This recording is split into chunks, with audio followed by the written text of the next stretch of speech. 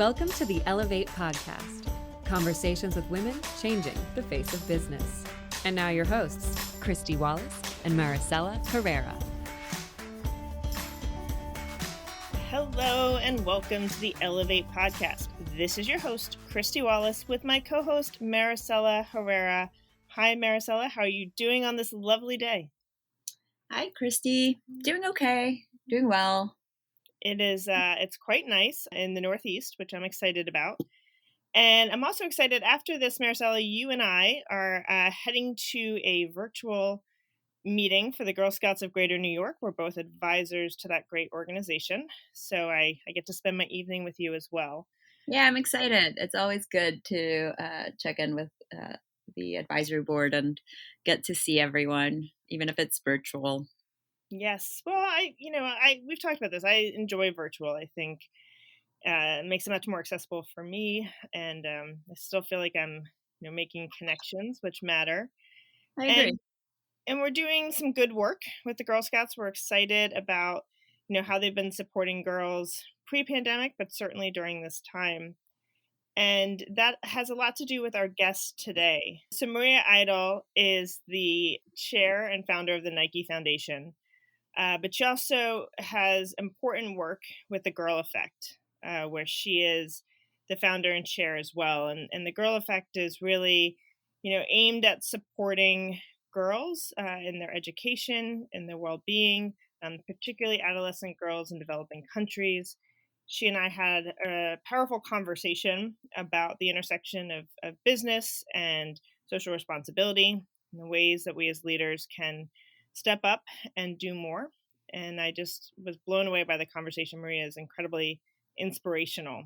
And as we head into our Girl Scouts meeting tonight, Maricela, I'm thinking back on my conversation with Maria and just how each of us throughout our lives can do more to support future generations. Looking forward to hearing that. And it's so true. We really can and should do more. You know what we always say at Elevate. Anything is possible when you invest in women and girls. Let's get to my conversation with Maria.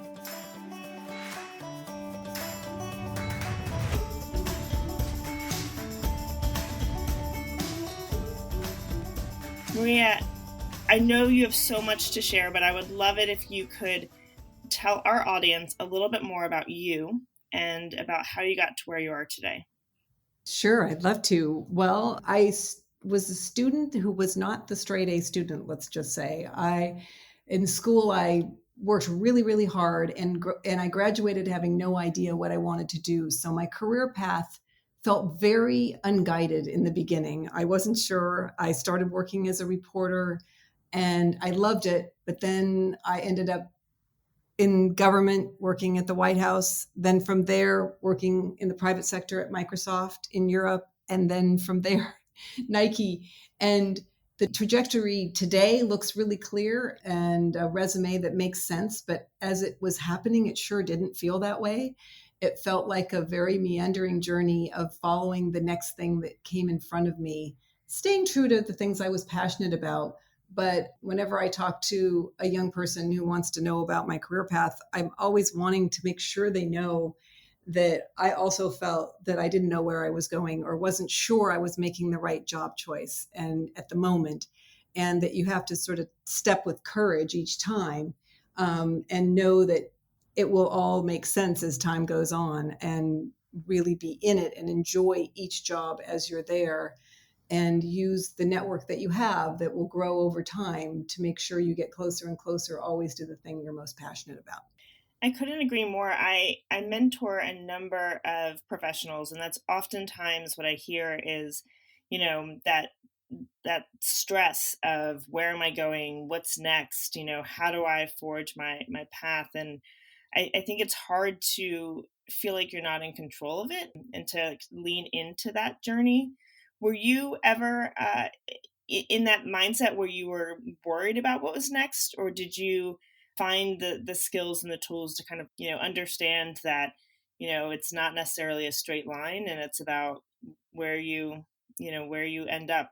Yeah, it's interesting. I was doing an interview and someone said, well, you've jumped around a lot in your career. And, today everybody jumps around a lot more. And I remember feeling really insecure about it and trying to be kind of apologetic or justify the moves that I had made. But I had really followed passions each time, or a conversation led to another conversation, which led to me hearing about an opportunity. And so in the moments of panic, we know that feeling in our stomach when we go, oh my gosh, I'm not good enough. Oh, I won't get this job, or I have no path, or my parents have asked me about this and I don't know what I'm doing, or friend. That in those moments is a moment to just take a deep breath, and think about what you have, not what you don't have, and figure out how to work toward the thing that is in front of you, that's one more step in front of you, one more step, as opposed to the big leap that you're thinking, one day I want to be this. Well, that's just disheartening. That's discouraging. And I think people ask you questions like when you're choosing which university to go to or what job to take, and you are expected to have these beautiful answers, but life doesn't come in beautiful packages all the time. It usually comes in very messy ones. Maria, thank you so much for saying that, because it's important that we keep reiterating that life does come in messy packages, and that's okay, and that's absolutely okay. When you started at Nike, and I would love to talk a little bit more about this because it's a personal passion of mine, which is, my understanding is Nike brought you on initially back in the mid 1990s as a way to really look at aspects of their business, particularly around the supply chain and labor. And it had come out, there were definitely areas to address and areas for improvement. And I say it's a personal passion because, seeing how companies are creating progress, are taking action is important. We want to see that companies lead with values. But, when you came on, there was no real framework for that. So what was that moment like for you in, joining Nike, and then how, just, I'm sure that was a big weight on your shoulders of all of the work to be done. And how did you figure out those next steps and what those priorities were? Yeah, I'm the daughter of an entrepreneur. My dad is a small business man. And so I grew up around a person who was constantly having to innovate and come up with a plan and pivot when things didn't work out or when things worked out really well. And there was a lot of ups and downs, as happens with every entrepreneur. So I think I developed a resilience as a young person watching my dad and doing projects alongside him. And I think we're all formed by those early experiences. So it's another point to how when you don't feel equipped for things, you have to think about things about your life that equipped you to take on different challenges. So I'm always drawn to sort of impossible challenges or big challenges or uncharted territory.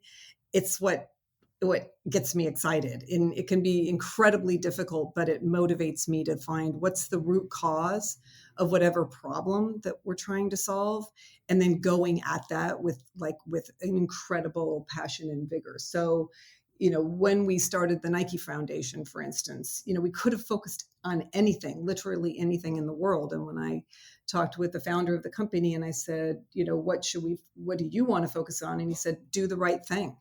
And so I looked at the world, and what was really clear is half the world's population, women, were not fully participating in their economies, political systems, and societies. And so that seemed very obvious, focus on women. But then I thought, gosh, before you're a woman, you're a girl. And if you don't make it through adolescence effectively, successfully, your chances of being a woman who's able to fulfill her potential are really, really low. So I kept taking off a layer, and then came to this thought, well, what about focusing on adolescent girls with the Nike Foundation?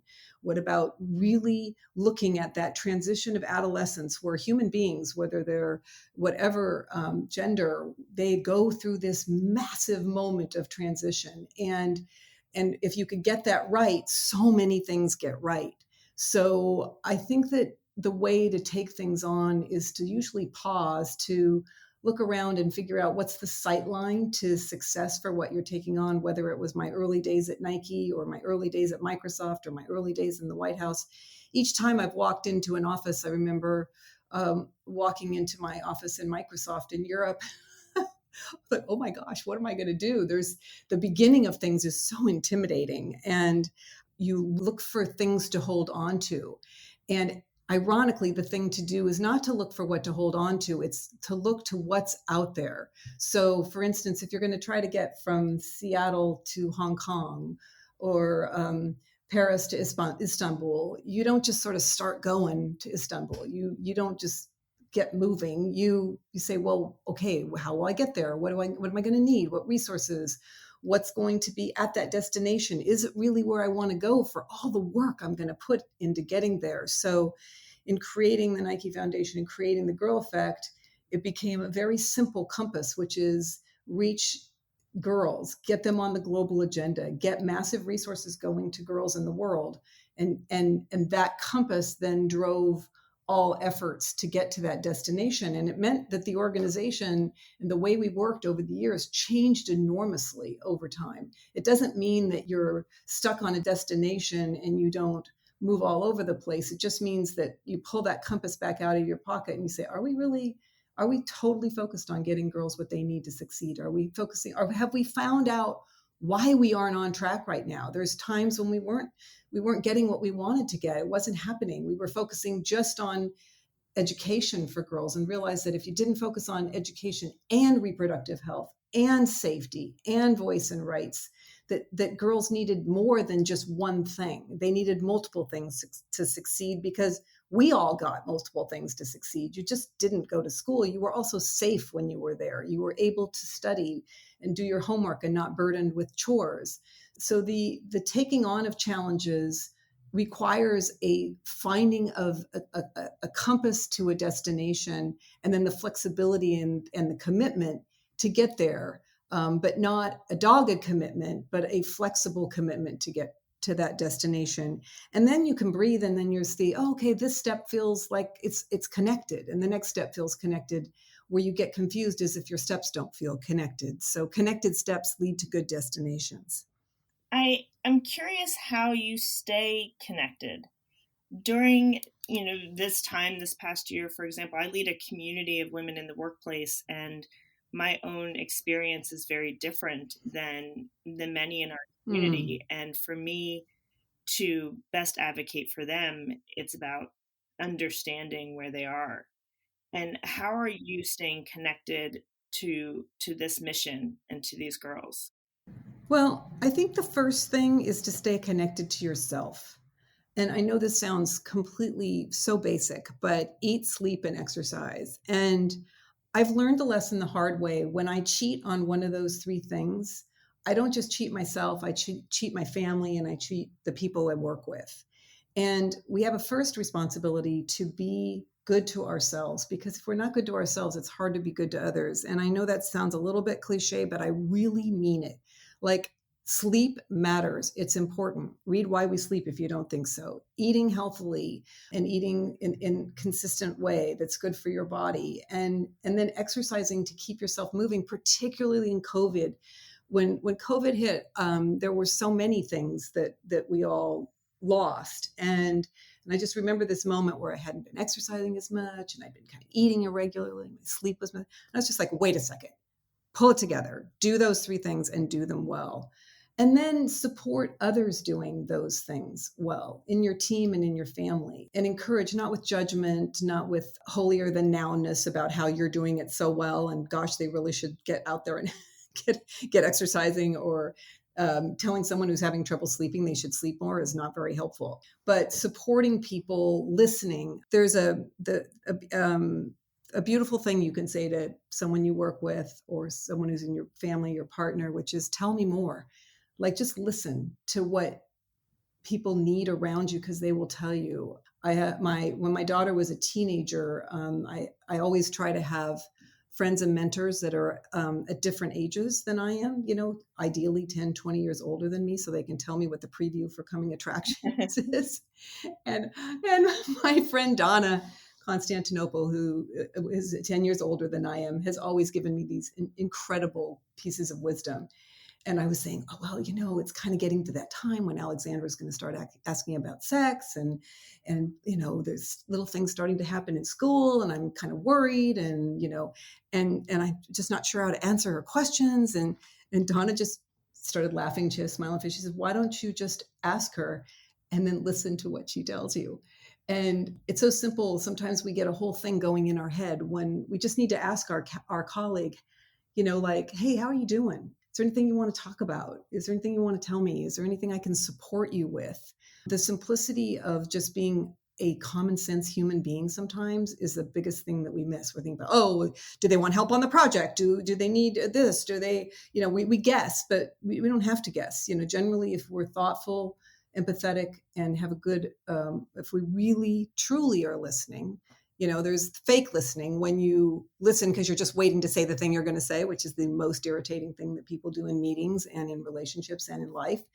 But when you really listen because you're trying to hear the person, then you think about what you're going to say, then you offer a response authentically. That's when people feel authentically supported and authentically on your team. And I think I learned this not only from personal life, but also when we've worked with girls. No one had ever, whenever we sat with girls, and personally in the very early years, back in 2005, when I was first creating the work with the team, we would just sit and talk to girls. And the first thing that girls would say would be, no one's ever asked us anything. No one ever wanted to know what we thought and what we felt and what we were dreaming, what our dreams were, what our challenges were. So there's nothing more powerful than a great listener.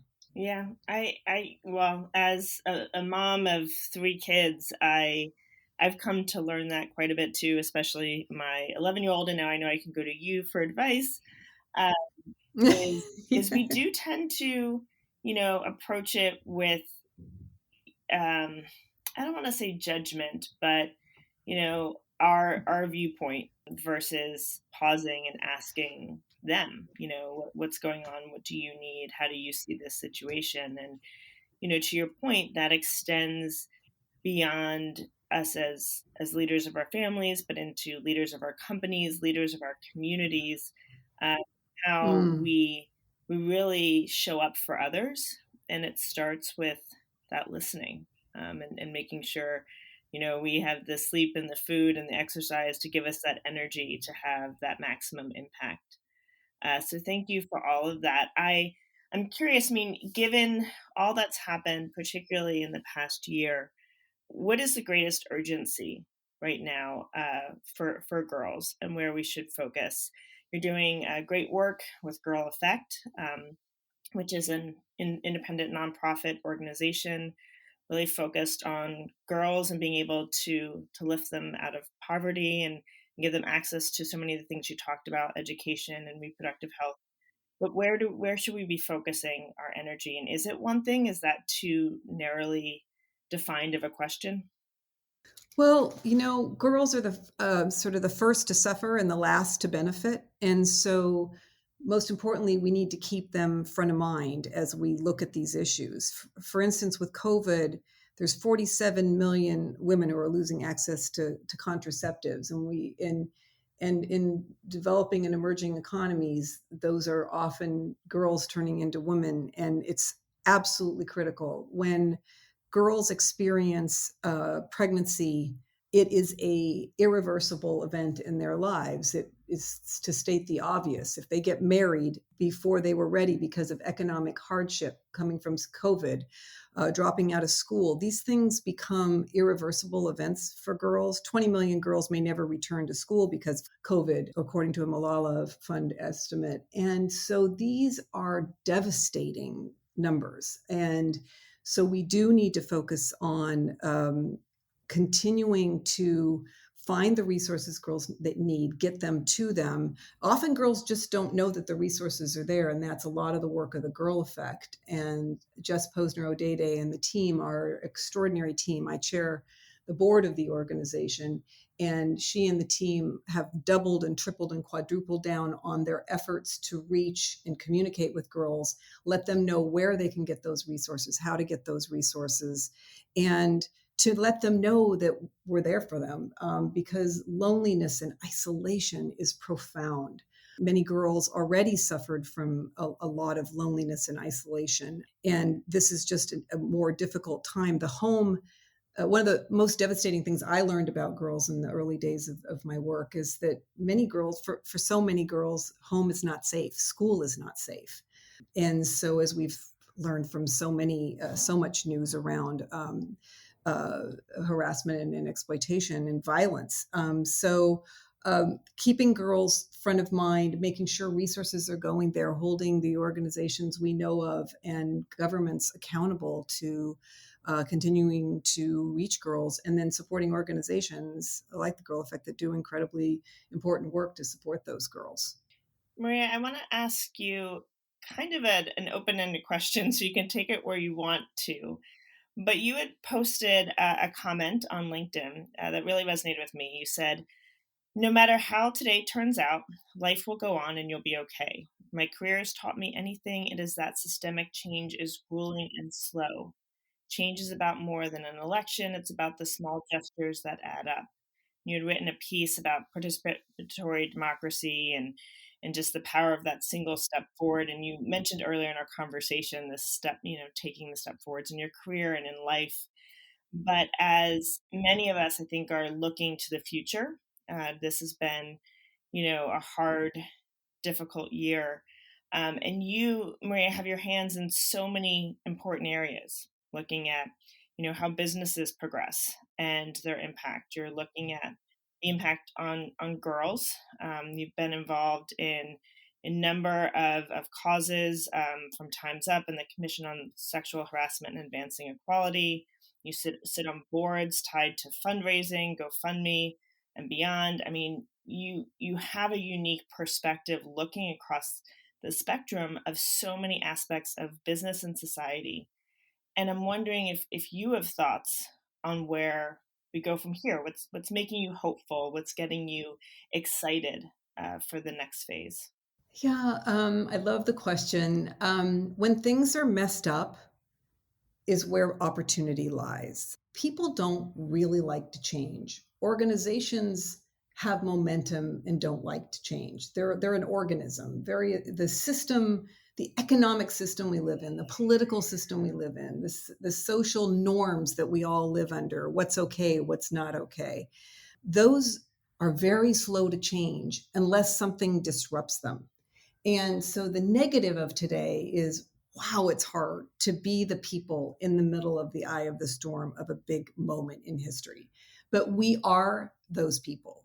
This is our unique moment in history where things are pretty darn messed up. COVID has literally stopped the world in a way.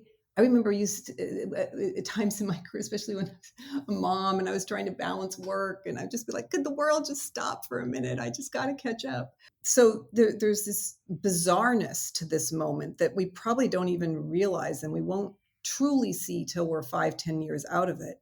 But within that chaos, within that mess, people's minds open to different possibilities.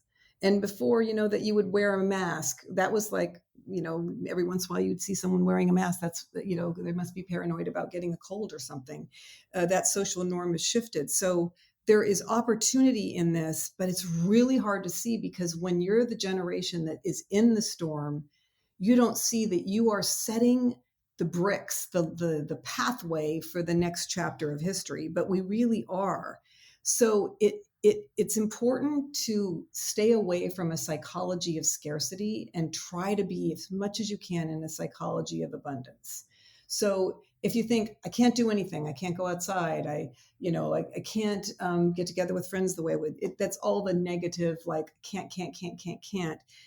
Instead of what's the psychology of abundance of what can I do? Well, I can deepen the relationships of those. Everyone says I'm close. Either their relationship broke up, their partnership broke up, or they've deepened their relationship. So there's something different happening for young people.